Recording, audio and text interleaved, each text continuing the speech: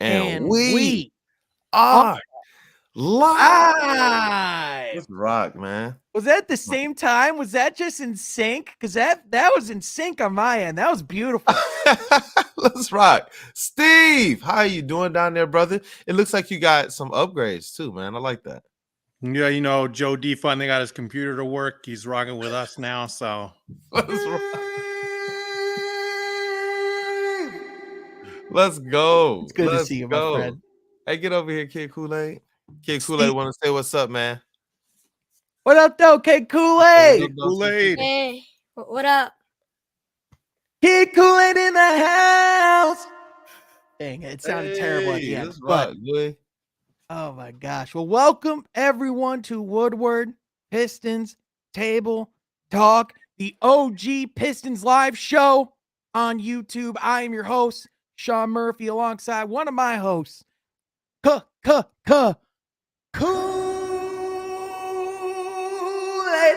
Let's go. Look, man, it's always a good time to be on with you guys, man. The day wasn't going too good, but family makes it better. That's at home and my Woodward Pistons family, man. So let's rock. Let's rock, man. Let's do it. And also joined by draft extraordinaire, NBA draft lottery in the air, my man, Steve.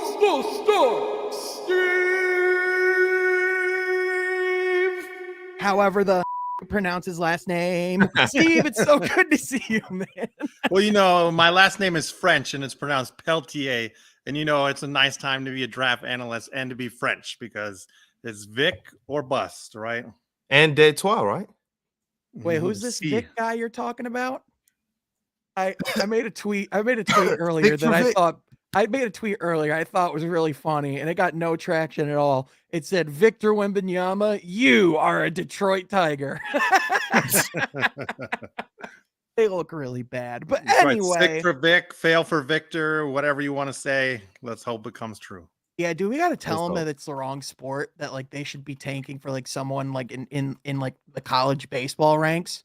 It's not Spencer Torkelson. Anyway, this is Woodward Pistons Table Talk, where each and every week we come here and talk about what is happening in the world of the Detroit Pistons, in the world of the NBA, in the world of Detroit sports. If you like that, be sure you like this video, subscribe to the channel, hit that mother notification bell, and make sure that you are tuned in because we are in to dominate this summer. There is so much content coming out the wazoo, you can't even begin to comprehend. But guys, let's dive right into our main topic, to what we're diving into in today's show. The Detroit Pistons have won one game since the NBA All-Star break, which is not great. I don't think it fully speaks to how competitive this team's been on a night-to-night basis. Obviously, after the All-Star break, our roster did get noticeably thinner due to injuries, due to end of season shutting down and, you know, fully getting some young guys into the rotation, allowing guys, you know, like Buddy Boeheim to get some NBA minutes, guys like Eugene Omoruyi to, you know, play some minutes in the lineup. Guys like James Wiseman are getting in the starting lineup and making up for all the minutes he's lost over the last 2.5 years, right? But in that same breath, with all of this young, you know, with all of this development, which again, a lot of the fans at the beginning of the year were like, why aren't we playing all of our young players? Why aren't we playing all of our young players? Well, we're giving the young players the keys to the car. And this is the result, because that's what it looks like. Yeah, and it's not just the young players, it's everything else you stated as well. If it was just the young players, which would also mean that they were healthy, this team would have more wins. If it was like Cade and Marvin from the beginning of the season, remember Bagley got injured too, that was their offense last year. When you talk about Jalen Duren and his injury, when we were already saying, okay, we believe that he can get a little bit busy. We knew that from Summer League, but he still had to develop. Jaden Ivey, some of the time that he's missed this year. And these are just kind of some of the more mild ones. When you get into Cade Cunningham, when you get into, shutting down Bojan and Alec Burks, effectively for the last third of the season, those things are going to have a heavy effect, man. So it's a lot of different factors. I know a lot of people, they're tired of hearing what they think are, reasons, excuses, or whatever the case may be. But, it's a reality. It's reality. This team, they came into the season with an expectation, with a hope of trying to learn to compete, trying to see if they can sneak into that play-in. But once you lose your centerpiece of the offense, I don't know what else you do but say, hey, we had the opportunity to try and compete for the play-in. Let's try and go the other way and compete for the as high a pick as we can get in the lottery. And then let these other players develop. The Pistons only really had one dynamic player in Cade Cunningham. One where you put the ball in his hands, and it's not like, with Sadiq Bey, sometimes the usage goes up, the efficiency goes down. You know what I mean? And the team they were suffering to some degrees. Jaden Ivey proved he could also handle a similar type of responsibility that Cade Cunningham handled. That's huge development, man. Huge on the year. I know there's other developments, man. I'll let you guys speak on it some more. But I don't know. You were preaching, Sean. I just wanted to piggyback on that. Yeah, Steve, what are your thoughts, man? I'm pretty sick of the fire Casey people out there, because I was one of the few on this panel at the beginning of the year that said the team is saying ground zero, right? That was the language that they used at the beginning. This year is ground zero. Ground zero meaning we're laying the foundation for the house, and we're starting there from square one.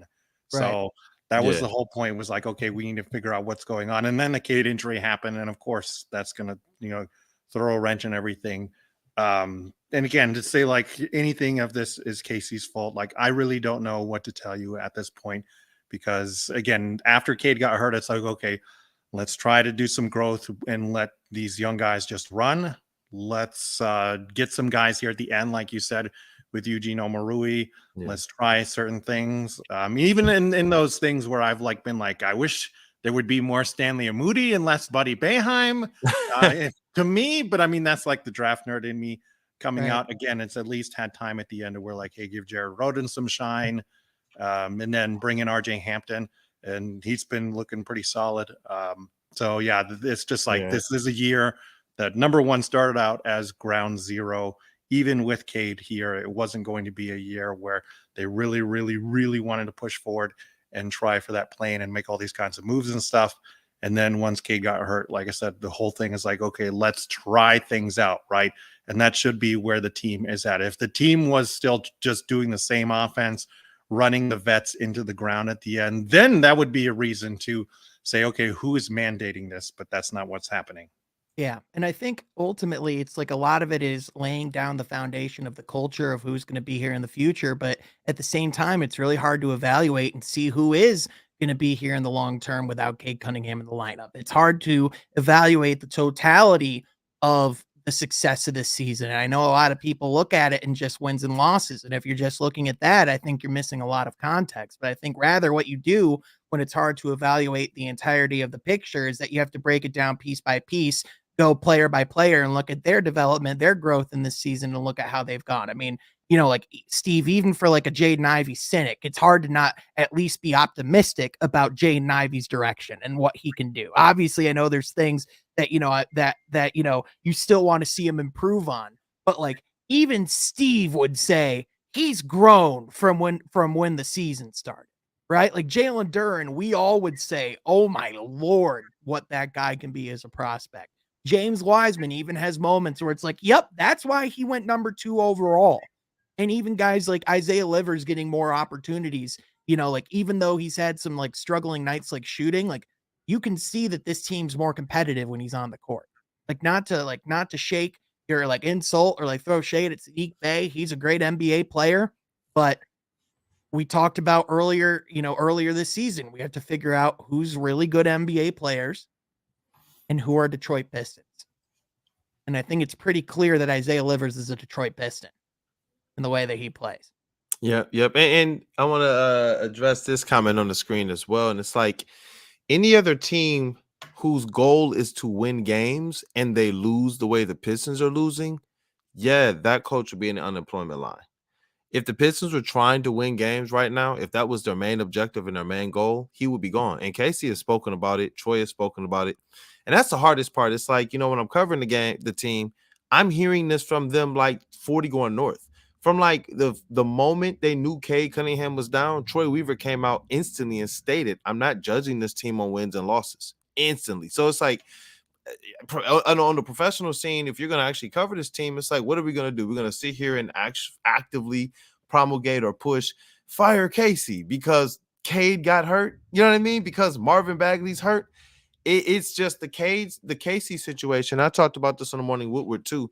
Is a situation that I believe is going to resolve itself over the next season, as we see a little bit more how this team responds as the roster is full.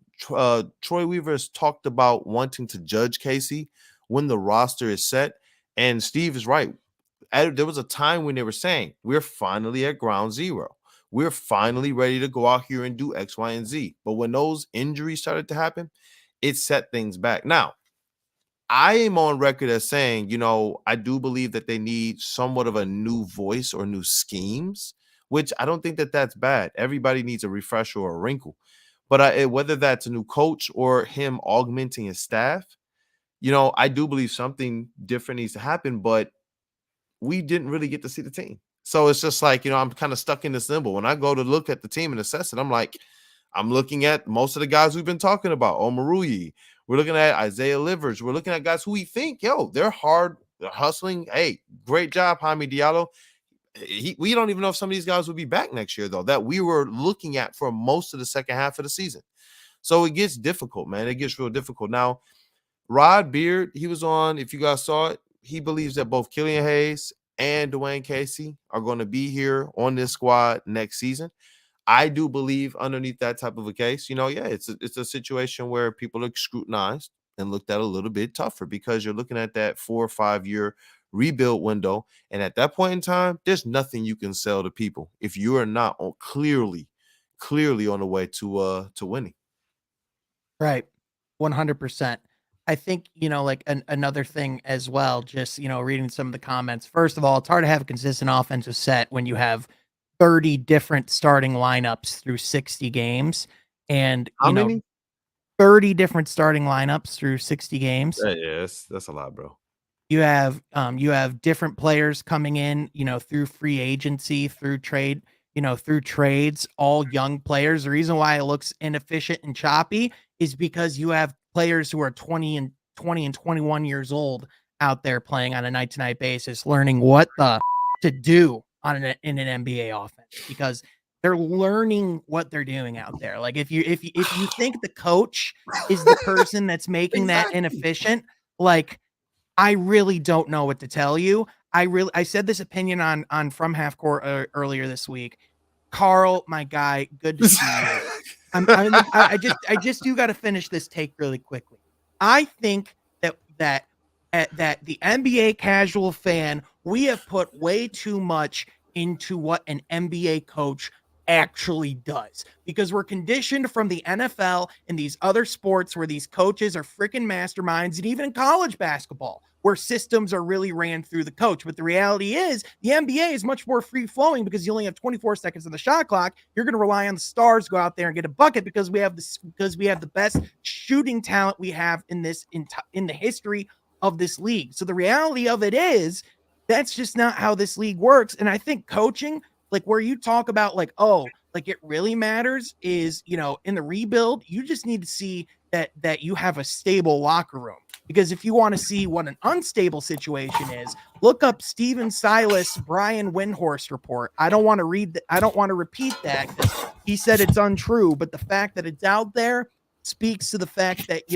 it's so much out there about them that is true that we don't even need that report to be true. Like, you know what I mean? We don't even need that one. It's just, there's so much going on with this squad that this is what I'm going to do. I'm going to ask y'all, other than Coach Casey, you guys tell us what needs to change. I want obviously our panel, and this is to people in the chat, tell us what do you think needs to change other than Coach Casey.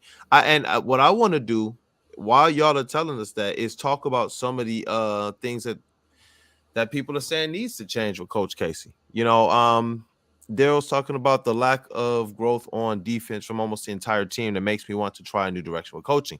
And this is what I'll say. When I was looking through some clips to try and post of Cade Cunningham's, I came up on some that I had saved from last season, and it was defense. Because everybody slept on Cade Cunningham's defense to me. I believe that Cade Cunningham is a much better defender and a much more disruptive defender amongst guards who he's bigger than, longer than. Yeah, I was looking at the game against the Cleveland Cavaliers where he had a stretch where he got the steal, went in transition, finished like a dunk or a layup, and then came back down and defended. He didn't defend Mobley yet. Mobley beat his man, spun around into the paint. Cade Cunningham came out of nowhere and blocked it. The next play down, Evan Mobley's trying to back Cade Cunningham down into the paint, and Cade Cunningham strips the ball away. And then I saw some other plays against other teams where he's defending the guard, gets switched out, then defending another player, and he's like disrupting things in ways we haven't seen guards do. What's up, Sean? Definitely. Weren't the Pistons, after acquiring James Wiseman over like a 10+ game stretch, weren't they literally like top 10 at one point in defensive rating? Hasn't their defensive rating after the All-Star break literally been better? Like, it's objectively wrong. Yeah, and that's what I'm saying. Like, with the players that they're missing that could contribute, not that this team is world beaters. Look, their effort in certain aspects that people want to see, I understand what people are saying. I don't necessarily want to call it the effort, but the toughness, the aspect of it that's like, you know what? I'm not just diving on the floor just to dive. I'm diving on the floor to actually go after the ball. Because I see too much of that today in today's NBA, where guys will like take the shot after the buzzer sounds, dive on the floor kind of after the ball has gone out of bounds and things like that to look like they're hustling.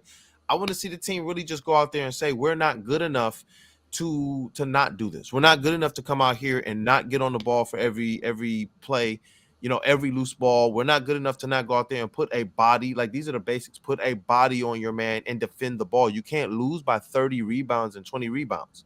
So it's like, trust me, if we talk about certain things that you got to figure out, I do want that type of stuff figured out. That type of stuff, I think, regardless of the type of squad you're putting out, you want to know that this is the identity of your team.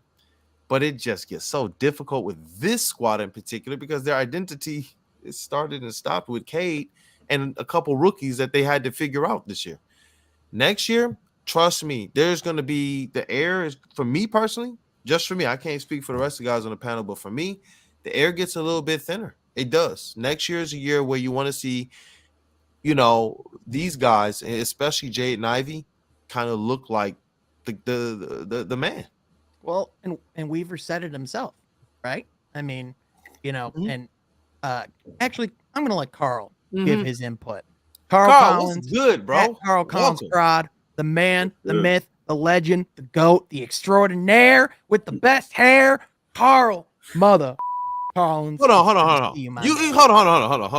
on. I ad-libbed that, by the way. I was pretty proud of that. No, bro, because seeing the Fro in person at the Motor City Cruise game, I was just like, I was like, it was crispy, man. It was so crispy. I haven't even gotten it shaped up in like a month. I need to go back and get it shaped up. There's a reason why I wear a hat. There's a reason why I wear a hat. I don't have the hair of a guy like Carl Collins. I mean, yeah, go ahead. I agree with this comment on the screen to a degree. I mean, like you can adjust the coaching staff. I think, but go ahead, Carl. Yeah, I don't know if this has been said, but you kind of wonder, like, ever since Cade got hurt, has Casey just been like, screw it, we're gonna just experiment with certain things? Yes, I think the whole organization said, screw it. That's what I'm saying. So Troy Weaver said, let's go get the French phenom. Right. So I know people don't like Casey and they question his rotations and whatnot, but like, I think let's reevaluate next year, and because like when everyone's back, then we'll see what we actually have. I mean, and then his decisions will be hopefully different than what they were this year. But I wouldn't be surprised if he's back next year. I mean, we weren't gonna ever win anything this year anyway. So Right. Steve, would you agree that that agenda is set on the front office level? Like when they're saying, you know what, we're going to go into rebuild and development. Like I think a lot of people look at the rotations, but the reality of it is Troy Weaver not involved in those conversations and in those decisions of these guys should get some run? Like, is that not something that like the organization sets as an agenda? Well, yeah, absolutely. I mean, I don't want to put words in Casey's mouth, but the two big lineup, there have been a couple comments in post game where he's basically said, this is not my idea, but it's mandated, right? That we have to do this now to see what these guys look like together. And we want to try this out because of the size and stuff in the East out here. And to be honest, though, I really hate when teams or anybody in any walk of life try to copy another one. So it does rub me the wrong way when they're like, well, Cleveland's doing it, so let's do it. But I understand. And again, you might as well roll the dice at this point. The whole thing on Casey, though, like I feel like we don't put enough onus on the players. And I am going to single out one person here in James Wiseman. James Wiseman sets the worst screens I've ever seen in my life. He has to work on those. They are terrible, right? And then the box outs screens. We talked about the box outs are not consistent either, right? And these are two things you have to do in the NBA. And I know Laz from DBB like sent out that tweet of when Steph didn't give him the post touch, and he got boo-boo faced over it. And there's been a lot of post touches here. It's like these are things that have to change, right? I'm not saying he's going to be this way 100% of the time, but I think these are things to look at to say, okay, these need to be fixed. And please, please, please, I am hoping in year number 4, this team finally has consistent screen setters. That's one thing I think everybody that's been on this team through this whole rebuild, none of them have been able to set a solid screen. That's why Marvin Bagley was such a get, because, hey, here's somebody who can finally set a decent screen, right? Even if you don't like him for any other reason. Yeah, here's someone who can catch the ball over the rim. Like literally this to this. Yeah, even Beef Stew, who I love, who we all love, right? He still cannot set a consistent screen. And he's somebody that should be doing that can kill if he's able to do that. So that's the part also that like people need to look at. Something that simple that affects so much. Like just imagine if they could get like 4 or 5 really solid screens every week. It's not on Casey to set a screen out there. It's on those players. And Casey's been talking about all year that they've been, and what up, Jaden? We're going to get you introduced properly, man. But I'm going to get this comment back up on the screen too. But, he's been talking about it all year as well, all season about this is a development year now. A lot of guys are on this roster getting playing time that wouldn't get this type of playing time if we were in the compete now type of stage. You know what I'm saying? So you're right. Yeah, all season. This has kind of been the constant refrain. And Casey sometimes looks a little like frustrated. Like, yeah, we work on defense all the time. And we're like, what happened with the defense tonight? Well, they didn't do what we did in practice all week. And it's just like, dang. You know what I mean? So it's wild, man. I do believe that the criticisms, whenever a season goes this way, criticisms are always going to be something that you can't say, you can't criticize the coach, you can't this, you can't that.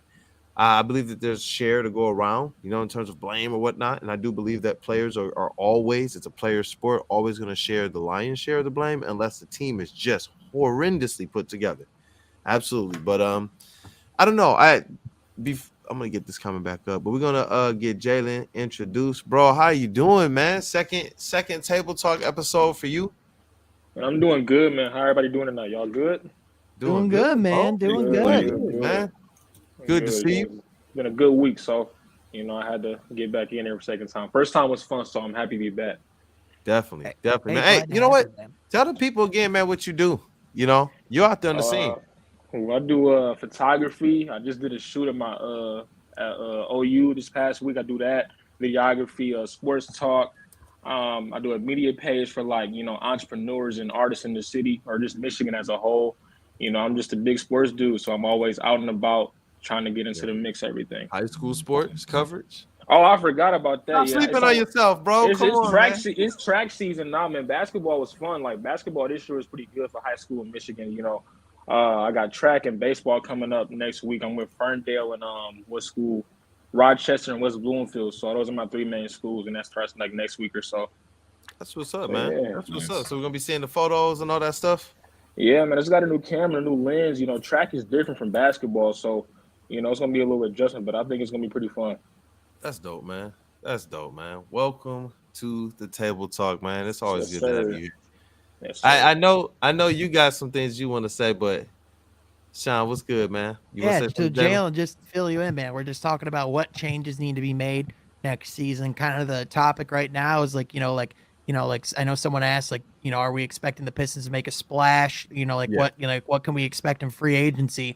I saw someone say the free agency class is weak, and it's like, yeah, you might not have your superstars at the top of this class, but like you do have solid depth and wing players who can come and actually make a difference on this team. I mean, there's guys like like Chris Middleton's going to be a free agent this offseason. Jeremy Grant's going to be a free agent this offseason.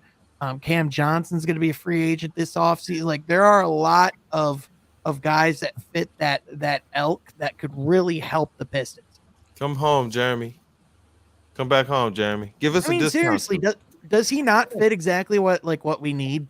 That's like what we've been talking about all last summer, and then the beginning of the season this was their biggest hole, is that wing defender, man. Like we were going to severely miss him. And hey, you miss, I will take that every single time if you're telling me Jalen Duren and Alec Burks is going to be coming on the back end of that, and Jeremy Grant is going to be a free agent in 2 years anyway. Yeah, I do that. I'll do that deal every single time. But it did create a huge deficit and probably their biggest weakness on the team. It sucks. But I did want to talk about the free agent class. I'm glad, Sean, that you brought up the perspective you did, because there are still some spicy names out there. But the way that Troy Weaver has shown to work is, if there aren't spicy names available in the free agent market, what has he done? Jeremy Grant was not a free agent. You know what I mean? It was a sign and trade for Jeremy Grant. I mean, it wasn't a free agent signing. I'm sorry, it wasn't a free agent signing. It was a sign and trade and acquisition. Bojan Bogdanovic was an acquisition. These are the last 2 highest paid players on that Troy Weaver has had on the roster, $20 million a year players. And they were through acquisition. So when we go into this, even Sadiq Bey and Isaiah Stewart, they were a part of acquisitions. So Troy Weaver has shown to be real savvy at being able to make something happen irregardless. He kind of identifies this guy, sets a number, and goes and gets it. And honestly, I wanted to ask you guys this too, or at least just kind of put it out there. I love his economy. I like the fact that there doesn't seem to be anybody who's overly paid. There might be guys who you think that's a little bit higher than maybe you might feel comfortable, but it's not like I've seen in previous years where guys are just kind of getting these kind of mini bags, and we're just sitting here like, yo, they're not even part of the future or the hope or the this or the that. Are they even going to be here in 2 years? So it's like, Jeremy Grant at $20 million, Bojan with what he's doing at $20 million a year, and everybody else slotted below that, between like $4 and $12 million a year. I thought that was pretty good. You go into this next offseason with the ability to either at the draft time acquire somebody, because there's going to be a lot of desperate teams, or sign somebody. Chris Middleton, Jeremy Grant, or Grant Williams. I know there's a bunch of different options out there for the free agency, but it's going to be interesting, man. Interesting. Yeah, with some of his play of late, Grant Williams might be heading to the Shanghai Sharks. I'm not entirely sure. Anybody? No, we don't. No, I don't want him. Jalen. Jalen, as far as like changes you want to see, like as far as like how you would want to see the off season be attacked, like in your opinion, what should be the agenda for the Pistons this off season? I want a wing player, a 3-and-D maybe. I don't think Mike Hale's a free agent, is he? No. Yeah. No. Okay. So yeah, he's probably gonna. He's a star now over there, so he's not getting anywhere.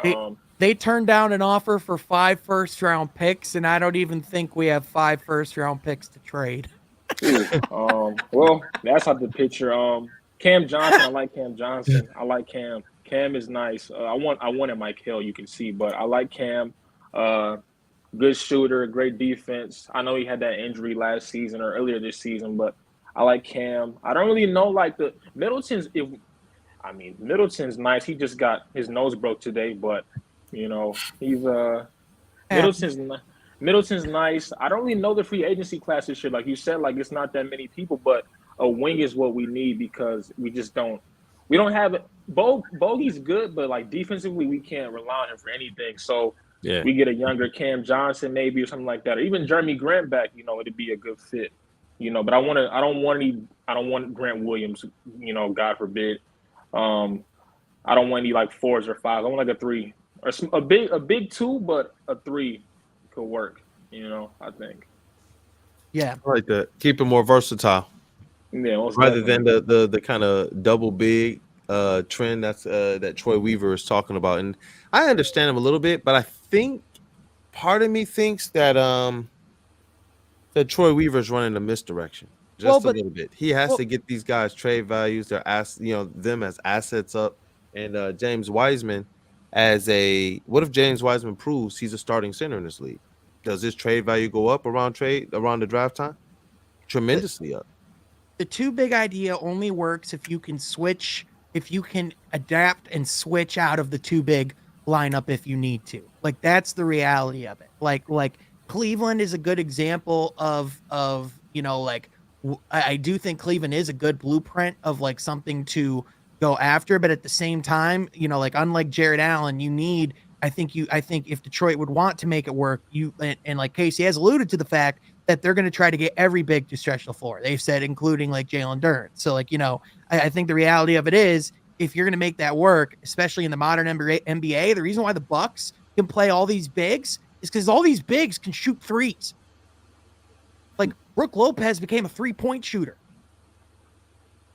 Like that's how this works now.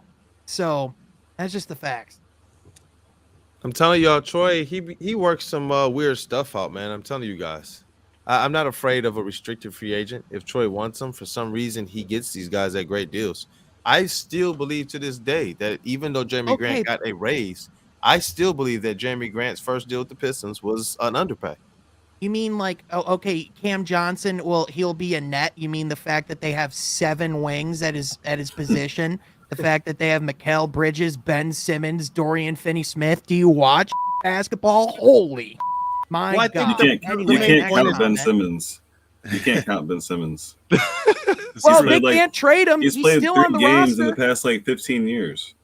Yeah, but he's a restricted free agent. They can just match any offer that gets sent their way. They're not going to lose him for nothing. And right now, post KD, like they have just money to burn. They have to pull up that cap room, right? So if you really want him, then we're going to match. And if you want him, they're going to have to come trade. I think Cam Johnson's probably going to be more sought after because the free agent class is so bad. And the other names are like Kyrie, LOL, Chris Middleton, and then Draymond. And who knows what Draymond's going to do. I think, though, the Pistons really need to hit a couple like singles or doubles.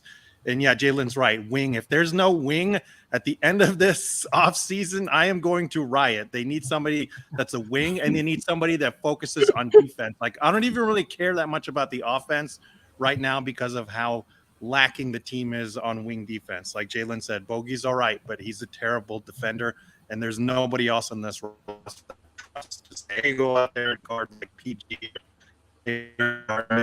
division or like Levine, somebody like that. I think a couple like under the radar names that could work are like Cam Reddish, Matisse Thybulle, and Yuta Watanabe, or a couple other ones of like, yeah, you pay them a little bit of over their value, and then you bring them in here. And again, you don't have to worry about their offense because, right, you believe in Ivy's offense to go forward.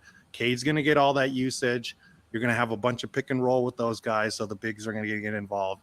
And then you just need them mainly to be a corner 3-point shooter. I think the dark horse would be a big, like a pure center who could teach all these young guys how to be a rim protector. And my dark horse would be for like Troy just to throw a 1-year max at like, say, Brook Lopez, who's also a free agent this year, just to overpay him and be like, hey, come in here for a year. We'll give you all this money. You're just going to be a mentor and help shore up our defense. Man, I would love like a Brook Lopez or a Horford type. I also just got to really quickly squash. I don't know where I said that the Pistons would just sign him for nothing and that they would just like get him for free. Like, yes, like, yes, you did, John. You totally did. Like, I'm just, but it's like the reality is like if people are talking about, oh, he's just going to be a net. It's like, well, where's the playing time? Like this team is literally all wings right now. They need to change their general composition. Like if we're talking about like moves that Detroit could make in the future, if they want to reshape their roster, like that could potentially be a new home for guys like Marvin Bagley. Like if you want to talk about a type of deal you can make, like those are the types of like potential things. But like the reality of it is that those are options. And as much as, like I do think like Matisse Thybulle is like an intriguing option if it is another like reclamation project year. But like my problem with him is just I just don't think we've seen the consistent 3-point shooting to keep him on the court like beyond like 10-15 minutes a game, despite how good his defense is. You know what I mean? Yeah, I mean, it's a fair thing. But again, like I said, I think Ivy and Cade, like you want them to have most of the usage, right? So you want to bring in a guy that knows like, okay, I'm just going to mainly be spotting up or over here. And then my favorite free agent this year is another guard, though, is Javon Carter, who plays for the Bucks. Fantastic defender, great 3-point shooter. I would love for him to come in and just kick everybody's ass because that's what they need. They need somebody like that who's gone through the ringer and the G League, like worked his way up from a second-round pick that's been kicked around. And like he makes the Bucks so much better right now because now Drew Holiday can be released to do whatever, and Javon Carter's their point of attack defender. I mean, he reminds me a lot of Lindsey Hunter. I'll just put it that way. You see me smiling over here, right? You know why? Right? Because that's a name that Coach Casey has. I'm sorry. All right, Sean, you just threw me off. All right. That's a name that Coach Casey has talked about all year. And there was one game where we were playing the Bucks, and we absolutely got blown up in the fourth quarter. And his stats didn't jump off the page. But as soon as we went to the press conference, Coach Casey was like, listen, I'm going to sit down here. Like before there was even a question, he was like, I'm just going to let y'all know if you didn't pay attention to what Javon Carter was doing, he's one of the best in the league defensively, just understanding how to make it uncomfortable for anybody in this league. And it was just like, dang, that's the type of respect Javon Carter got. Then you go and you start to actually do the research, and it's like, yeah, he gets that respect. He's people know him. They know him as an individual that goes out there and doesn't try hard at defense, but absolutely goes out there and wrecks at defense. And I love that, man. A guy that you don't have to worry about. We talked about this in the beginning of the year, in the beginning of the season. Do the Pistons have any highly skilled individual defensive players? Do that? He would instantly come here and probably be our best defensive player, our best, like, at least guard, perimeter defensive player. That's crazy. Can I also say my bias against Matisse Thybulle really quickly? Yeah, of course. So and he didn't do this, so this isn't fair to him. But we talk about like all these like draft comparisons. When he was drafted by the 76ers, like all the talk around the draft was, oh, Matisse Thybulle's really good. That was a steal of the draft. He's like Tayshaun Prince. And I was like, what? He is? Hell no. Tayshaun is shocked. He is shocked, Sean. Tayshaun Prince actually has an offensive game. Tayshaun Prince is actually a versatile player. Tayshaun Prince is actually a guy that you can put in a winning lineup and actually put the ball in his hands if you need some offense. Well, I mean, you don't got to diss on the Sixer fans because they diss themselves because they originally drafted Mikal Bridges and then we're like, hey, we're going to trade him away to the Phoenix Suns even though he played in our backyard. It's like, what were you doing? That trade never made sense. Like, so stupid. I thought you was coming to their rescue. You don't got to diss on them. They diss on themselves. I'm a Philly fan. Let's be nice now. Hey, man, they should never let Mikal Bridges go. That's all I'm saying. He played in Nova. He was right there. The process hasn't gotten you farther than the second round. Hold on, man. I'm a Philly dude. But back to what Steve said, that Cam Reddish thing, like, that's an underrated gem. Like, we've seen Cam Reddish pop off. I think that was in like the Atlanta suit when they were playing. Was it the Bucks? I forgot who it was, but he was having a crazy, playoff run. And for some reason, he's not playable in any situation. Do we know why? I don't know why. Because he's a scorer. He can play defense. He's long, lanky. If we get him, we can maybe help his game. And he's young too. Everybody's young. Cam Johnson's young. Cam's young. I don't want an old wing, but I like the Cam Reddish one. That was an underrated one for sure. Yeah, same too. I don't want anybody old. I agree with you. I don't want anybody old. Yeah. Hey, you know what, Jalen? So you're a Philly fan, right? Tell me your perspective at all on that Philadelphia process versus at least what you may be seeing over the last like 1 or 2 or 3 years here. Well, one, I think they had the first pick, the very first pick, maybe 2 out of the 3 times, was it, or 2 out of the 4 times? Because they had they got Okafor was the first one, right? I think it was Okafor or Embiid were back to back. Yeah, Fultz and Simmons. I feel like they were able to put pieces around that could help them win now, and we couldn't do that necessarily because they had Jimmy Butler over there at one point. They had JJ Redick. He's a great vet. You had Tobias Harris and just all those guys in a winning situation. We never had any vets. Bogey's the closest thing to being a good vet that we've gotten. And Alec Burks is pretty good too, but he's not Jimmy Butler obviously. You had that, and I feel like their front office isn't the best, but they put a win now situation around them. Obviously, they couldn't win, but I feel like we just haven't put anybody around, and nobody wants to come to Detroit. Embiid finally plays, and Embiid turns out to be one of the best centers in the last 10 years or so. We just haven't had any players that have peaked like that.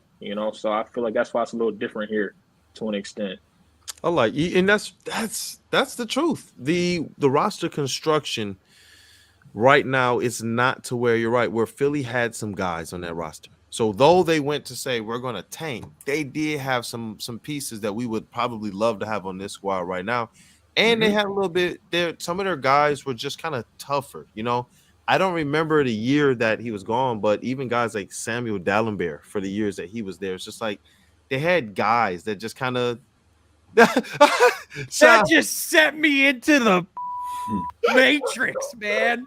That's an old one for sure. That's an old guy for sure. Like Aaron McKee too. They have scrappers. They've always had scrappers and Eric Snow, people that can't give you 20 a night, but they give you buckets. And I feel like we just can't attract that. And Ben Simmons was hooping over there. That's when he was having those all defensive teams and whatnot.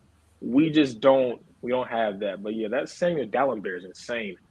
Yeah, I'm just saying like, it's I don't know. I'm hoping that the Pistons can identify and not just identify but keep these guys. Like we can't replace our $20 million player. I'm hoping we could have both. Like if Bogey and Jeremy Grant were here, I'm just like, hey, why not? So that's what I'm hoping in terms of what needs to change. That's one change that I'm hoping they do is that they're like, you know what? We can actually add another vet to Bojan, so then we can start to look like those Philly teams. And I'm sure that was the plan. Sometimes the type of vet you add, you got to know what you got in your star players or in your young players because you add the wrong vet, and all of a sudden they're competing with Jaden Ivey. They compete with Jalen Duren in a way that's not necessarily beneficial to those guys. That's what I think was so crucial, man. When I hear Jaden Ivey talk about Cade Cunningham and people ask him about Cade or whatever, he's like, the latest comments, I listen to him, I ask him questions. He's so nice, he's supportive. We all lean on Cade Cunningham. No matter how much we've seen Jaden Ivey come in and exceed really a lot of expectations, it's almost as if this team has had a really, really cool, calm, and collected way at least making sure that the hierarchy among their rookies is set. And I think that makes it a little bit easier for Troy this summer to go in and try and do what Jalen was talking about and put some actual basketball players on here rather than what Sean opened up with. Who's on the roster? We're playing, G League guys. We're playing hopefuls. We're playing guys who are trying to play for their next contract. What they're doing for Omoruyi right now is trying to give him an opportunity to play for his next contract because it might not be with the Pistons. The Pistons run this system of and the guys like RJ Hampton, by the way. Huh? Same with guys like RJ Hampton, by the way. Same thing. Giving these guys an opportunity to be able to get their feet wet. Why? Because Omoruyi is on a 2-year deal. That means he could be traded this summer. He's on a 2-year deal with a team option beyond training camp, I believe. Yep, that's what I'm saying. He can be included in a deal to sweeten things. The draft season is going to be crazy. I'm going to say it like I said it last year. I am not going to be surprised if and when the Pistons wind up with 2 first-round picks this year. That's what they're doing. They're allowing these guys to get their trade value and their assets together. 8 games left in the season. Do a solid by these guys. And they've talked about it. They tell these guys, play hard because it might be for your next team. I know that sometimes that may sound cool, but it's a business. Troy Weaver gets his 2 first-round picks. Like, I don't know how he gets his pieces of the pie. But damn it, he finds his way. I love it, man. I love it. But I wanted to ask y'all this too, man. Unless anybody else has some things that they want to talk about as it relates to what needs to change, I did want to talk about Jaden Ivey, man, and if he's actually underrated. I know this. I get this. I get if you're going to say, hey, we're changing the way we look at Rookie of the Year. We want wins to matter now. That doesn't mean that that's who's the best player, but we want wins to matter. Like we've seen MVPs win, but they weren't the best players. But is Jaden Ivey actually underrated? So I understand if you want to say he's not the rookie, we know he's not the rookie of the year, but they're leaving him off first, all rookie first teams now. He's coming in on those second teams, and Jalen Duren is getting left off of some people's second teams, which is a little bit surprising to me. So I want to kind of throw him in there as well. But are these players underrated? You can start, Steve. Are they being underrated by What's your favorite go-to Jaden Ivey skill? You said what? What's your favorite go-to Jaden Ivey skill? Playmaking, yeah, fantastic. He's been better than anybody's given him credit for, right? People that were like, I'm not so sure, like me, man, he's proven us wrong. He's made just about every kind of pass and said like, yo, he can pass like a point guard, right? What's the thing that he's supposed to be good at? Hit athleticism, driving, getting to the rim. Yeah. Finishing at the rim. Would you like to guess what his percentage is at the rim? He has taken 373 shots at the rim. Would you like to guess his percentage? You bastard. Anybody here want to guess his percentage? 38%. 45. 28. It has to be Kool-Aid? Yeah, it's got to be lower At than the rim, 40%. it has to be low if you're doing this, but I'm just going to go 40. 49.9%. The league average is 60.1%. Guess who is finishing better than him at the rim? Be quiet. Benedict Mathurin. Quiet. Better than him at the rim. I'm not saying this to hate. I'm saying because you said, is he overrated? I think this is part of the reason why people put him on that second team now. But is that the one thing that he's not doing, he's not exceeding well in as people thought? Well, if you look at his shot chart, there is only 2 areas on the court where he is in the positive. Everything else is in the red. You can go look it up on NBA.com/stats shot charts. There's only 2 areas on the court where he's green, and green for them is good. From the right wing, from 3, he's 42 of 100. That's great. Everywhere else from 3, he's either average or in the red. He doesn't take many corner threes, which to me is more of a coaching thing that should change, right? He should be getting more corner threes. That's going to help him out a ton. And then he's green from the top of the key, 16 of 26. Everywhere else, he's like in the red or just average. And when you look at all the other rookie shot charts, this is one of the worst ones. So part of it is, again, like we just began this with like, who's even on this team anymore, right? He's playing with 10-day guys. He's playing with bigs that are in and out of the lineup. He's playing with bigs that can't set a screen. Yeah, and with lack of spacing. So that's it. But then you couple in the defense. If you go look up his on-off stats from cleaning the glass, he and Wiseman are 2 of the worst defenders in the league. Like, that's not hyperbole either. They rank in like the 10th, and in Wiseman's case, the 1 percentile in defense effective field goal percentage and stuff like that. It's bad. So those are things that, again, he's not overrated. I think he's properly rated to where nobody here is going to say he's a bad player. And I haven't seen anybody in the media say he's bad because that's just not the point. The more I watch Ivy, the more I'm reminded of Tyreek Evans, which is not necessarily a bad thing, right? Tyreek Evans' career was derailed a little bit because he was mismanaged when they took him away from the guard spot, right? I think Ivy is similar to this, to where it's like, man, as long as he's going down the correct path and it doesn't stray away from the things that he's good at, he's going to be great, right? Sean's been holding something in. I just thought that was so insulting when you said Tyreek Evans. But then why? That's not an insult. But when you said, what did Tyreek Evans win? But when you what did Tyreek Evans win his first year? Like in his first year, he was legit. He was. Yeah, that's what I mean. And it's because New Orleans stupidly was like, hey, we're not going to make you guard anymore. And then that killed his career, right? Yeah. He's definitely, I will say this. He definitely, like, I like to your point, like, like absolutely right in the fact that he needs to get better at getting contact at the rim. I think we've talked quite a bit about, like his tendencies to, attack bigs and to keep going at bigs. And a lot of times, attacking it like it's college. And the reality of it is just, it's not, it's not college. Right. I'm trying to find for reference, like what other guards like Russell Westbrook, what Ja Morant, like what their field goal percentages were at the rim in their rookie seasons. Like I would be curious to see like even like guys like Derrick Rose, like a lot of these different guards that we put in like, I guess in like the echelon of like the prospect that Ivy is. I don't think it's like I don't think it's a unlearnable skill. I think a lot of it can come down to like the speed he goes as well, because Jaden Ivey is so fast. There's times he's caught off guard by his speed. And so I think some of that is just like learning how to not only control his body, but just controlling his pace. Yeah, I think somebody brought it up in terms of touch, of like, that's why at the free throw line, it's like up and down as well. Just has to work on touch, which is a super hard thing to say, like, oh, they're going to get better at. Some guys do, some guys don't. I think it might be also more a product of him learning to do different things as well. I think when you're put in new situations, you're going to have some mistakes. And it's not just new situation for him. It's new situation and being a rookie. And it's not like his NBA being a rookie was playing next to Kay Cunningham in your 2-guard slot. It's, hey, we need you. Because if you, even though we're going to lose, if you don't do what you're doing, Jaden Ivey, we're going to look like puke, like dog puke on a bad Monday afternoon. Like, I don't know, like it just, you know what I mean? Like it just is what it is. So when I see him out there and the defense knows, clue in on Jaden Ivey, have a spy at the rim. That's going to affect things. If it's him coming off of a back screen from Jalen Duren and Kay Cunningham is dropping the pass, I think we're going to see his percentage go up.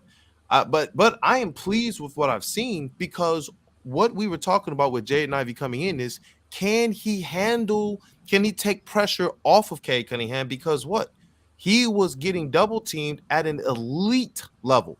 His double team rate was like as if he was a superstar last year. And I don't. It was literally from night one, dude. I was there at like his first game.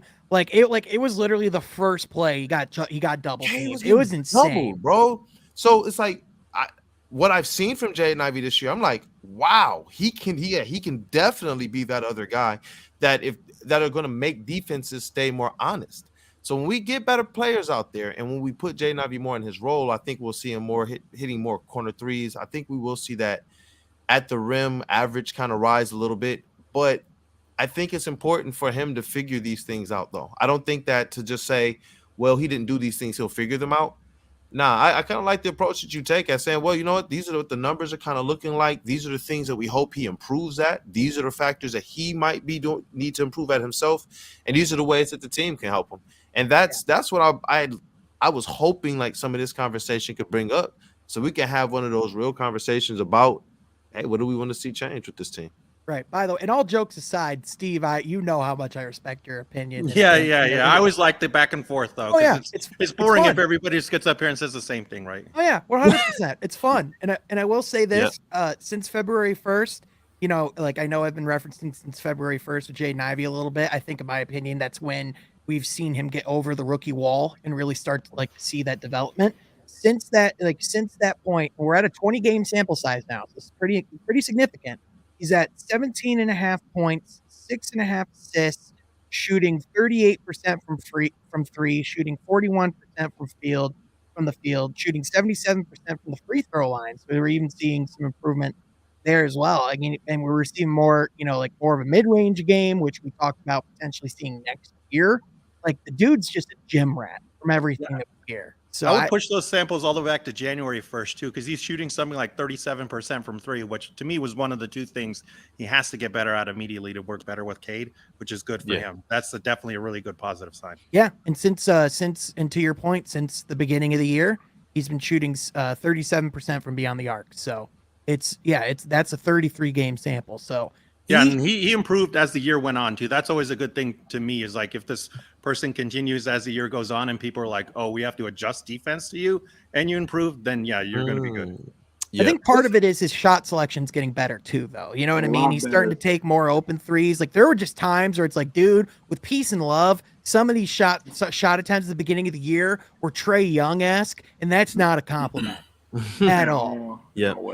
Remember when he was coming into the league, a lot of people were kind of like you see Dwayne Wade, and they were like, you got to have a mid-range for that. And it wasn't that, I knew he didn't have the mid-range falling in college, but it was a style of play. I know that what people saw were the highlights, but when you actually looked at his game, he was playing in the mid-range and he just wasn't really making them. He would take like weird floaters, duck them sometimes. It would even fling off the backboard sometimes. It's like, whoa, get that in check.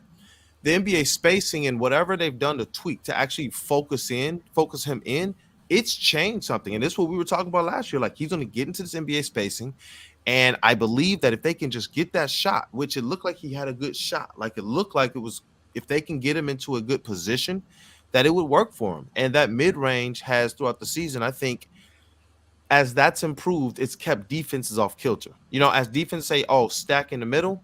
Well, now he's hitting the mid-range and pulling up, and he's finding some success there, which then has to pull the defenders sometimes up a little bit higher, and it allows Ivy to get into the paint. And I believe that, as we put more and more guys around him, to Jalen's credit, to Steve's credit, how do you stay in front of Ivy? You don't. I don't think you do. You don't.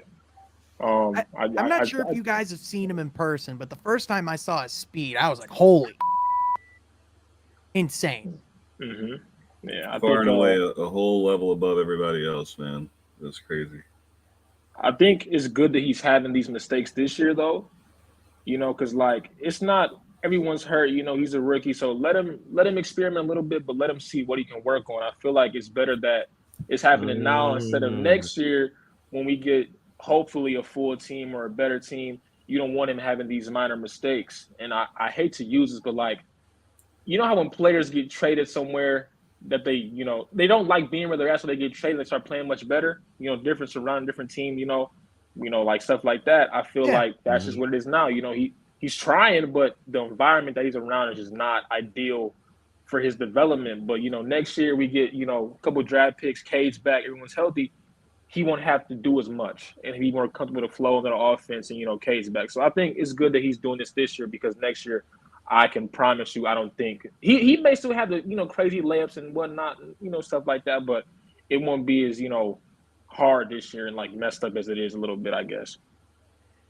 Do you think, Carl, we could be looking back at this year as kind of a blessing in the skies and the fact that, with the fact that like Ivy, yes, like, he wasn't expecting to get those touches, but at the same time, now I personally feel way more confident going into next year with the idea of switching, the ball responsibilities between Ivy and Cade. Like before this year, that was a point of contention in the fan base. There was some real hesitancy. It was like, man, we like what Ivy can do, but the ball's got to be in Cade's hands. Well, now we've seen that Jaden Ivey has nights where he is a really, really, really good point guard and lead of an offense. Like he has that potential. Mm-hmm. Do you think this year, like we could be even though it sucks to go through and see all this, do you think we're going to be thankful at some point? So when I first found out that Cade was out for the season, I obviously was not excited, but what I was excited for was to see Ivy cook, and now we're seeing him kind of learn how to become effective. And so yeah, of course it's going to benefit. It's only going to help because now next year you're going to have two people who are comfortable handling the ball and facilitating the offense. So I'm excited for it. And then when you add Wemby on top of it, it's going to be crazy, man. Bro, Rob Beard, bro, the whole last Whooper Pistons podcast, he just kept saying, and when the Pistons add them, when they get them, it's a foregone conclusion. I was like, keep this energy. Let's rock. You just got to keep the energy, man. We did it with Cade. So you guys clearly don't like that. Like you guys are like, not only are you teasing and tempting the basketball gods, you're poking them with a. You're like. You're treating them. You're going at the basketball gods like how Steve Irwin went after alligators. It's like, this is an alligator. His teeth are up and he can kill me with one bite. I'm gonna poke him with a stick. Like that's the exact energy you guys are going at this with. And when we don't get Wemby, I'm gonna be yelling at you guys. That's what I'm saying. Don't tempt the basketball gods. Me too. Oh snap! Look, you're not going to be yelling at anybody because we're getting Wemby, okay? Yeah. Go on Got all the Basketball stuff. Reference. They have an odds counter there. Go see what the greatest odds are for Detroit's pick. It's not number one. Steve, you gotta share this, bro.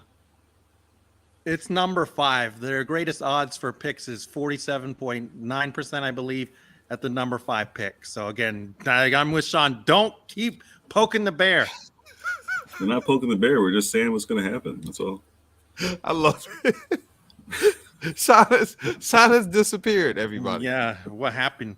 You apparently kicked Sean off. Look, bro. Look, the chat is sending us speaking into existence, man. Hey, you know what? We haven't shouted out our peoples, bro. Money Train James. What up, though, bro? RB the Baller, what up, though? Hey, Chuck Brewer. Sean, are you back with us, brother?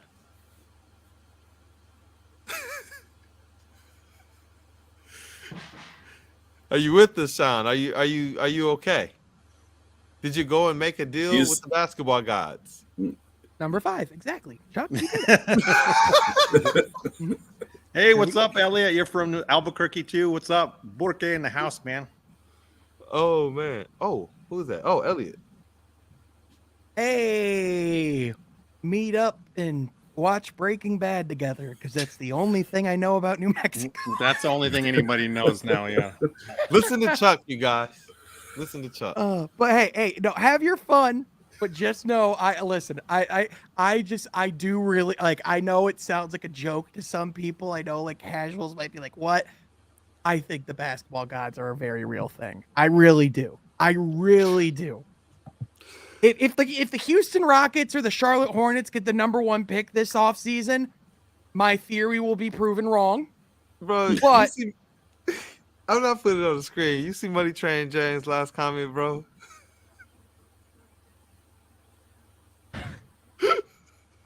I love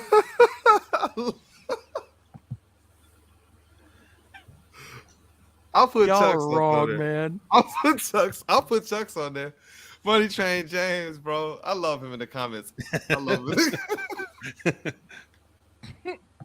I need to see if there's I know there is like a basketball Bible, but like I need to see if there's like a basketball gods like theology. Yeah, they operate in frozen envelopes, I think. Oh gosh. Jeez, man. But Troy Weaver season, man. It's almost upon us. It is almost upon us. I figured we could wrap up on this one, man. We've kind of been talking about it all along, but we know that the wing is the most important position that they probably need right now. I think that they have a good set of guards and a good set of bigs as it relates to young guys. I think that they obviously, to augment that, maybe bring in some veteran presence on both sides. And honestly, one of the names that I was just hoping, I don't know how this stuff works, but you know, Lopez, man. Brook Lopez is just one of those guys that just, as a vet, as a guy that it seems like people in the league are more or less like, hey, yeah, that's Brook Lopez. You kind of want those types of guys, man. Another one for me was like Al Horford, but I just don't know how redundant it is, you know, with Stu here already on the roster. I feel like Brook Lopez could actually offer something that we don't have on the roster, like a lot of different skill sets and traits. But I don't know, man. Troy Weaver season here. Is there anything that you guys want to see him do, think he will do, other than the wing? I think there's one thing he won't do, and that's he's not going to go the Minnesota Timberwolves out of seeing any success or just seeing, oh, my young players are looking good. I'm going to cash all the things in the cupboard for the franchise and go get a veteran player that's not worth it. Like, I think that like the truth of the fact is, once Troy Weaver does something of like a granular scale of like what we're thinking, like that trade that Cleveland did to go get Donovan Mitchell, or, you know, like what Dallas tried to do when they went and go to get Kyrie Irving, like it's going to be the right person at the right time. I know a lot of people keep bringing up like the name Jaylen Brown. That's in the elk of a guy I think Troy Weaver would go after. So all I'm going to say is just stay tuned, because that's the reality of this league, man. You never know who's available at any given moment. Like contracts mean nothing anymore. Look, Devin Booker's coming home. He's coming home. I'm speaking that into existence too. Let's go. You know, I'm gonna Let's go. second that one. I'm gonna second that one. I like that. Devin Booker. Yeah, he's gonna leave Kevin Durant to come play with. No, he's gonna win his championship this year, and then he's gonna come home in a couple years. He wants to show Phoenix love, Sean. He wants to show them some love. It's just he wants to come home too, man. Like Devin Booker. We've done this for 2 years, 2 years. Come home, bro. Listen, if there's anybody that wants this to happen, it's the fellow GR native, okay? But I'm just trying to be realistic here, okay? I want to hope, but don't break my heart, okay? Like I've lived through too much pain. Imagine. I was about to say, I hear it in Sean's voice. Like part of him is starting to break. Like, man, darn it, this would be so awesome if it happened. It's like in Hawkeye, like in Endgame, when it's like, don't do it, don't give me hope. It's like, hey, hold on. Is this Charles? Listen. Charles? Is this Charles from the Table Talk? He didn't put his last name on there. But yes, he is a wizard, but like, we're just making stuff up if we're saying that he's going to get Devin Booker. Like at that point, we are literally just doing NBA fan fiction. Nah, we're not making it. Even Mr. Ray understands. He needs to get somebody though. Troy, he needs to get somebody because I have a very wild opinion, but I'm gonna keep it to myself. But he needs to make something happen this year, or else I'm gonna start questioning this whole Weaver movement. Whoa! I need it. I think we got lucky with Cade. I think we got lucky with Cade. Explain.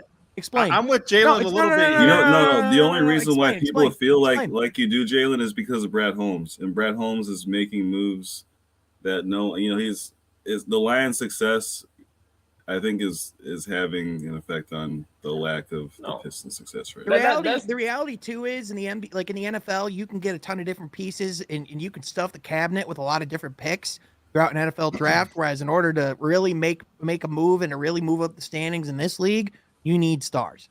That's the only way you're going to do it. Facts. I think if we didn't get the number one pick though with Cade, I think we'd be further back than we already are though. I feel like getting Cade was like a blessing, and it was a blessing because we don't never get stuff in Detroit. We got the first pick, but I feel like Troy needs to.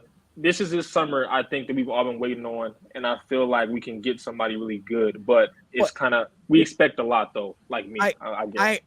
I would agree with you if he didn't have a track record of solid draft picks up to this point, because of the fact that even if he didn't get the number one overall pick in that draft class, what we've seen ever since that draft is how many studs are in that draft. Even if we fell to the fifth pick, getting a guy like Josh Giddey wouldn't have been a consolation. I love that. Like that's all I'm saying. Like Troy, like do we not really think that Troy Weaver would have gotten like someone, like if it wasn't Cade, it would have been a guy like Evan Mobley. If it wasn't like, and even though we don't like what Jalen Green's been, we also know the environment he's in isn't the greatest either. So like I just think, yes, we hit, like we got lucky when we got Cade, but like that's the lottery.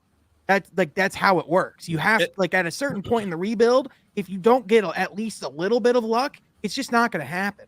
Memphis, they literally were not like Memphis and New Orleans both lucked into getting Ja Morant and Zion Williamson because they both had some of the lower odds in that lottery that year. You know what I mean? Like that's just the reality of it. Luck is a part of it. You are right, but like I think with Troy Weaver's track record, I think there's enough to suggest we still would have gotten someone really good from that draft class. Does that make sense?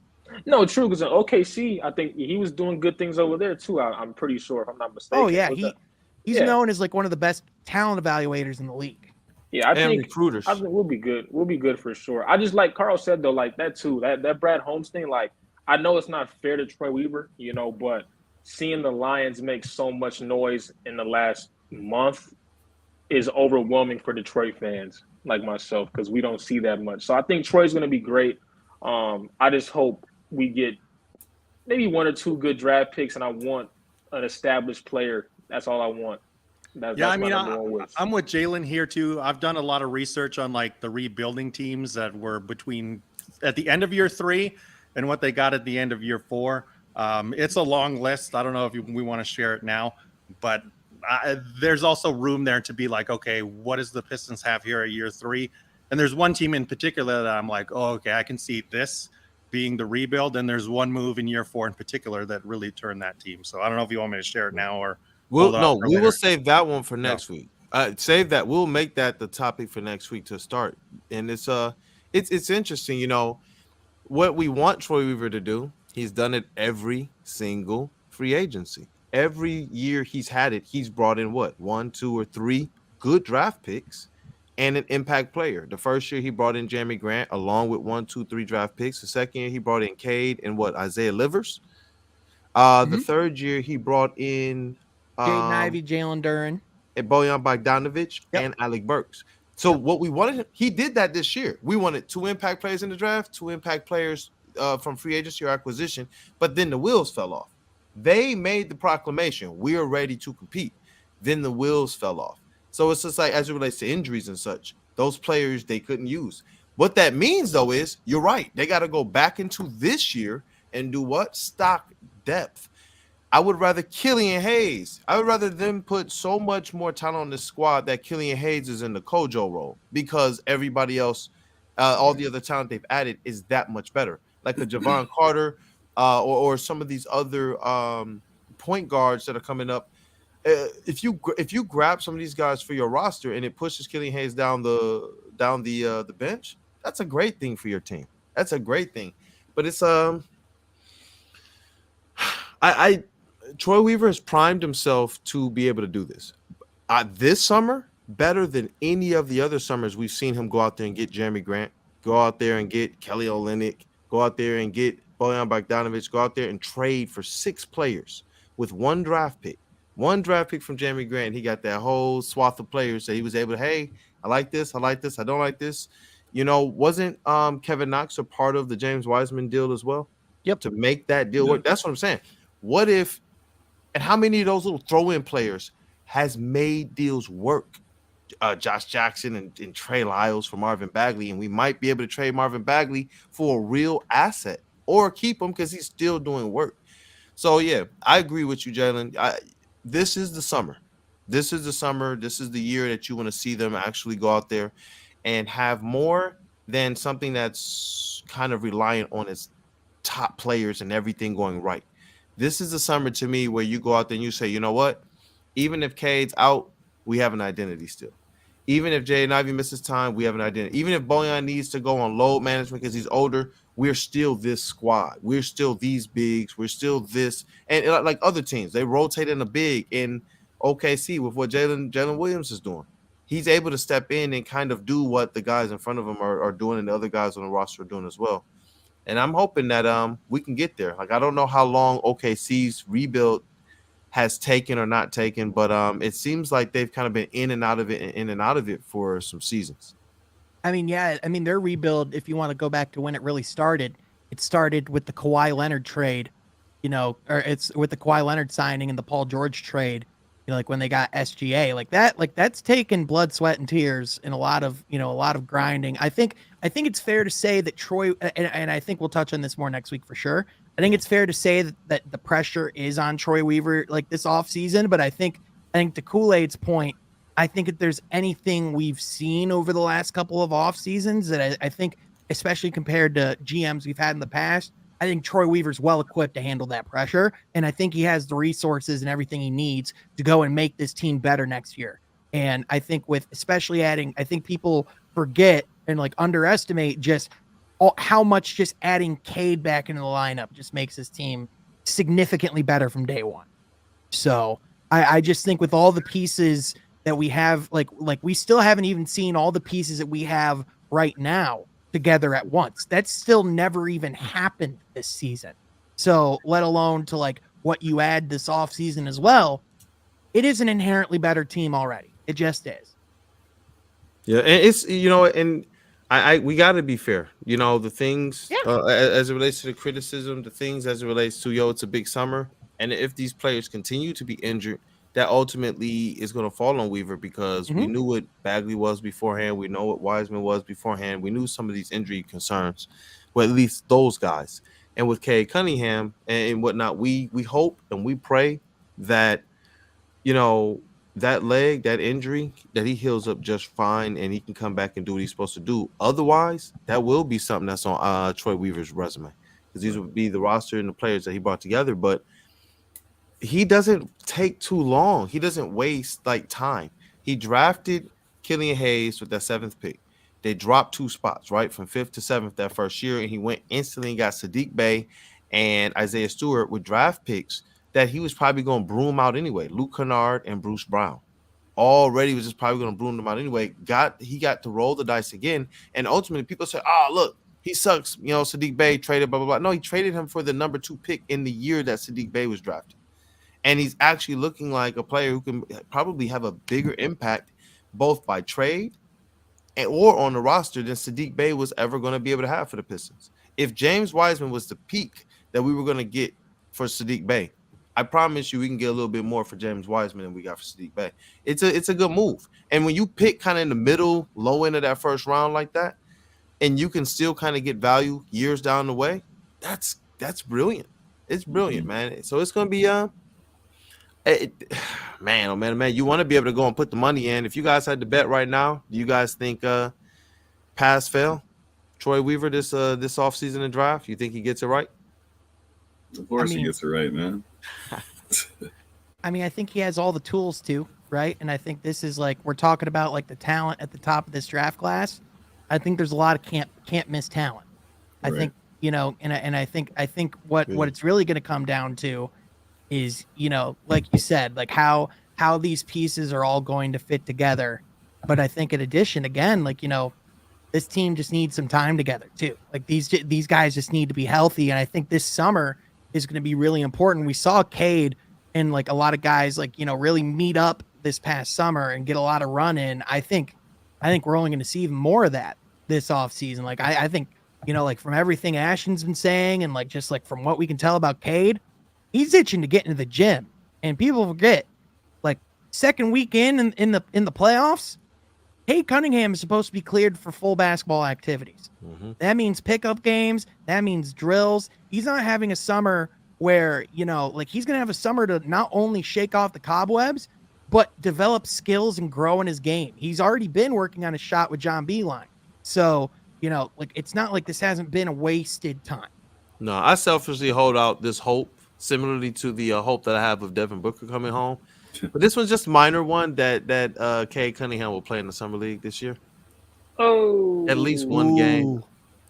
Especially if we get Vic too. At least one game. I just want to see one. So we're locked in on Vic, right? Yeah. I'm saying no. I'm just saying like it. Like imagine like if he plays with Vic. I'm not saying we're getting. I'm just saying imagine. I'm bringing up because that is a scenario. There is a chance that can happen. I'm not tempting the basketball. That's what I'm saying. I want to see like if we actually got that. Can you imagine if just for like tip off ceremonially? Ceremoniously. I want to see Cade, Ivy, Vic, Duran. I want to see these guys on the court as fast as possible, bro. And not to crush your dreams, but he'll probably be on the summer league roster to practice with the team, but he definitely won't step on the summer league court. Yeah. Right. That's the truth. He's not gonna play, but it would be awesome to see, bro. Hopefully, especially after missing an entire season. Yeah, with an injury. Yeah. Hell no, they're not doing that. But I would love that. It would be sick. You think Beef Stew plays? No. He's above that now. He's done. He's done. This is not at all. Who else? I mean, Eugene Omoruyi is going to be on the summer league roster, right? He's got to be there. I want to see him. I mean, Ivy plays a few games, not the whole season though. He plays a couple, maybe. I don't think he might not though. I don't know. Ivy may not play. I don't think he plays in summer. No, like maybe you don't want to risk 2 games at most if he plays. He may play one at most. Probably begging for it. Even in like the first half. You mean after he gets 20 points in the first half? All right, Ivy. Like seriously, like I mean, you guys forget, but like this past summer, Chet Holmgren injured his foot and was out for a year after a pro-am game. I know there was like a lot of people like wanting to like get back to like scrimmages and doing all this different stuff. I honestly think, like after some of those those injuries we saw in the offseason, unfortunately, I think we're only going to see a tighter grip from teams. That's just the harsh reality, Yeah. I mean, like, especially because these guys are multi-million-dollar investments. Oh no. Oh no.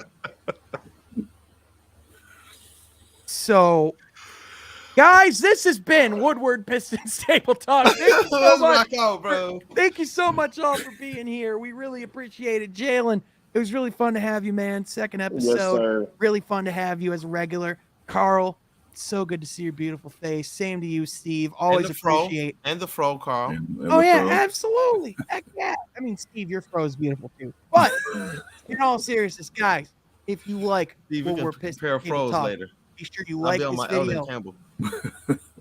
Be sure you like this video, subscribe to the channel, hit that mother notification bell so you don't miss any content coming from Woodward Pistons. But also, be sure you follow all my guys on social media so you don't miss any projects or any work that they're doing. My guy Kool-Aid at Detroit Kool-Aid on all social medias. He's putting in that work, writing a lot of articles, doing a lot of content. You don't want to miss what he is up to. My guy Steve at Resball Pod. Go check out his Substack. Anything else you want to plug, Steve? Just did episode number 1 of the Woodward Pistons draft show with our good friend Bryce Simon over at Motor City Hoops and Pistons Pulse, where we talk all about Scoot Henderson, the possibilities on this Detroit team, and some other shenanigans that I came up with myself that I thought maybe the team should consider. So definitely look out for that. Definitely go check that out. Jalen, people can find you at JalenHTV on Twitter, but where else can people find your work? They can find on Instagram, Jalen HTV, same thing. Exclusive shoots where all the pictures to be at. I have an event tomorrow that you guys will love. I'll post that on there too. So yeah, same thing on all platforms, and I'm always active, tweeting everything. You can catch me at 3 in the morning tweeting. I'll be up. Heck yeah, man. And then Carl Collins at Carl Collins Prod on YouTube, on TikTok, on Twitter, on Instagram. Be sure you're following my guy Carl and all the work that he's doing, because Lions, Pistons, Tigers, oh my, whatever it is, this guy's going to be putting in the work this summer. I'm excited for it. But, folks, I'm going to turn it over to Kool-Aid, and we're going to wrap this shindig up. Yeah, hey, definitely glad to have you guys on. Carl, always happy when you're able to tap in. Steve had to bounce a little early. And Jalen, bro, as always, man, it's been a pleasure since the first interview, man. I'm grateful for the level of professionality, seriousness, and just wanting to get it that you're bringing to the table, man. So definitely, I'm glad you're here. I can't wait till we kind of get things in full swing. We got a lot of stuff that is on the way. We're going to continue to tease it. Imagine Theater as well is on the way, and we're still trying to figure out exactly where we're going to have We're on a new level. Yeah, but look, the watch party, man, we want to see people out there. We really do. But next year, we're going to be getting a little bit busy with the Motor City Cruise as well. It's going to be a fun time. We're trying to take this coverage not just to the next level, but as consistent as it can be as well. So our roster is kind of getting set, and we're ready to kind of just go out there and give you the best of the Pistons world, Detroit, and honestly, Michigan on a greater scale. So it's going to be, in the grand scheme of things, hey, our community. The Woodward Pistons family is the best place to be for your Pistons video content and content as a whole. We thank you all so much for being here. We will catch you guys next time on Woodward Pistons Table Talk. Let's rock. Sean, we're gonna have to get this music together too, man.